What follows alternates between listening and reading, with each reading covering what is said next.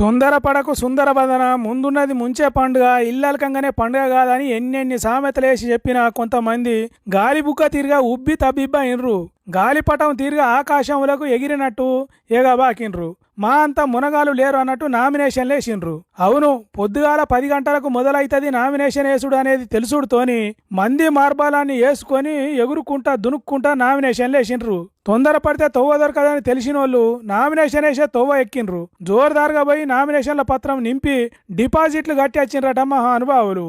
బువ్వ ఉడకక ముందుకే ఉమ్మగిలక ముందుకే దించుకొని తింటే మంచిగా ఉండదని తెలియని కొందరు హుషారుగాళ్ళు తెలంగాణ మొత్తంలో 16 జడ్పీటీసీ నామినేషన్లు, 103 ఎంపీటీసీ నామినేషన్లు వేసిండ్రట. మరి ఆ నామినేషన్లకు ఎంత ఖర్చు చేసిండ్రో ఏం పాడో.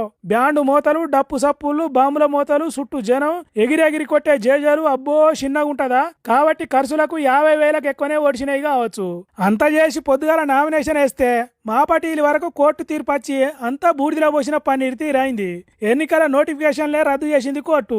అయ్యో భగవంతుడా, మమ్మల్ని గిట్ల చేసినవేంది దేవుడా అన్నట్టు నెత్తి పట్టుకొని రంది పడుతున్నారట నామినేషన్ వేసినోళ్ళు. అయితే దీనికి ఎన్నికల సంఘం మాత్రం బాధపడాల్సిన పని లేదు. కోర్టుల సర్కార్ కేసు గెలిస్తే ఆ నామినేషన్లు అట్టనే ఉంటాయి. ఒకవేళ నోటిఫికేషన్ రద్దయినా, రిజర్వేషన్లు మారినా వాళ్ళ డిపాజిట్ పైసలు వాళ్లకు వాపసు ఇస్తామన్నట్టు అన్నదట. గా డిపాజిట్ పైసలు ఇస్తే ఏం ఫాయిదా ఉంటది? ఖర్చు పెట్టిన కాసుల సంగతి తలుచుకుంటేనే ఏడుపు వస్తున్నది కావచ్చు తొందరపడి నామినేషన్ వేసిన వాళ్లకు.